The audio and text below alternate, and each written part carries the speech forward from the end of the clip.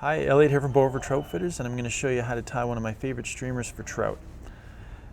Alright, so we're starting with our stinger hook here. We're laying down a bed of thread. It's important to use a straight eye hook with a bit of a longer shank. Now, we're going to take our olive Arctic fox here. I'm going to lay in, not too much material. I don't want it to be too bulky, and I want that tail to be at least as long as the shank of the hook itself. So a couple wraps behind to keep it from fouling. We're going to wrap this forward. We're basically going to build a bit of a base, a bit of a body for it, lash it back, and there we have our Arctic fox. All right, so next we're going to use our dyed UV polar chenille, olive again. We're going to tie this in at the back, just in front of the Arctic fox. We're going to lock it down, and then we're going to bring our thread forward. And now when we palmer this on, we're going to make sure to keep all of those fibers, those strands of the chenille back so that you're not wrapping it back on itself. This is going to give us a body, some flash, and a prop for the feather that we're going to add in front of it. Alright, so the next material we're going to use is a guinea fowl, and I like to look for this small dot variant in these feathers and a smaller feather for this rear station. Now I'm just going to tie that in, lock it down to ensure that we don't have anything coming apart on us. Now when I palmer this feather on, I want to make sure that the concave portion of the feather is facing the rear of the hook. And as we palmer that on, you can see how that's going to give a lot of a silhouette, and it's meant to mimic the tail of a baitfish. Being that it's an articulated fly, and this is essentially the tail of a baitfish imitation, it's going to have a lot of movement, and it's going to look like it's swimming through the water. And I like to use this feather because it has that mottled look to it, gives a lot of depth to the silhouette, and gives it that overall impression of a tail. Alright, so we're going to whip finish this, and notice how we've tied this all the way to the eye of the hook. We want to really use up the entire shank. Now, for our articulation material, I'm going to use this stiff braid. This is some Berkeley crystal. You can use whatever you want. Color doesn't matter because it's not going to be visible within the fly itself. Now make sure you get that through there and you don't, mess up any of the fibers and catch them. Now, instead of using a wire and beads like most commercial tied articulated flies, I like to use this OPST junction tubing. A 1/4 inch or even less is all it takes, and it's very simple. Alright, so now we have our 32 mil shank loaded into the vise. We've got our 1/4 inch cone added on there. And now we're going to take our rear articulated portion of the fly and we're going to lash it to the underside of the shank. Notice that it is lashed to the underside of the shank.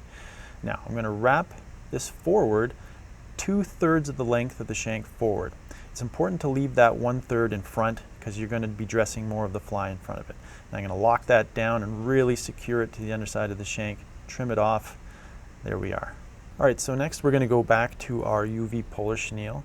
We're going to tie that in right at the back of the shank here, lock it in, and we're going to palmer it forward the same way we did on the tail.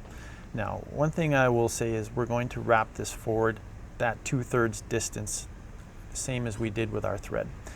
If you notice the articulation point, it's fairly snug, but it's not so snug that that tail doesn't have free movement.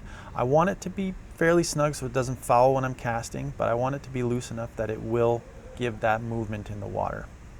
Now we're just going to lock that polar chenille in, and what we're going to do next is we're going to whip finish it to ensure that that doesn't go anywhere, and then we're going to take our cone and we're going to push it right back as tight as we can on that, and then build up the thread in front of the cone to lock it in place.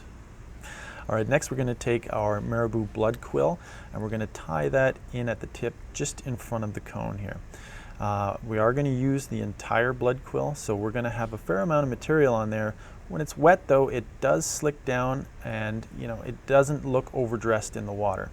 Now, being that we're going to palmer this on, we got to make sure that we keep moving those fibers back so we're not wrapping them onto themselves. And this is really what adds a lot of movement to this fly. That marabou is just so lifelike and pulsating in the water. Even in those deep, slower tanks that those fish are overwintering in, even when this fly is barely moving, it still looks very much alive.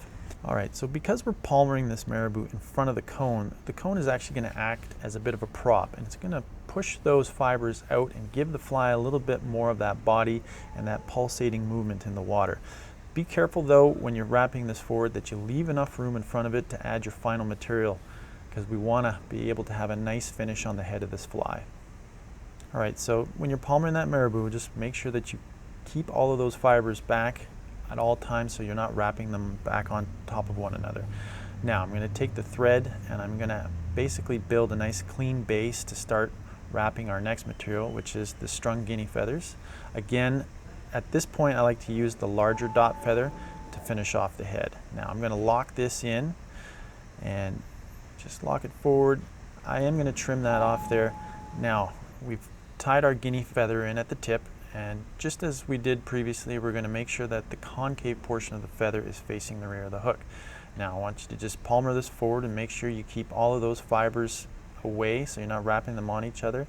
And then when we wrap it forward, we want to make sure that we finish this and give it a nice tapered head. And that's why I like to use flat wax nylon. I'm going to whip finish this twice, giving it that nice tapered look from the eye of the hook up to the body of the fly.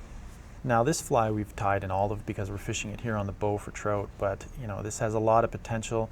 If you just change the color palette, black and blue, black and purple, pink, it'd be a great steelhead fly. Thanks for joining us, and if you want to just check us out at bowrivertroutfitters.com, you can see a lot of these materials there and get tying yourself.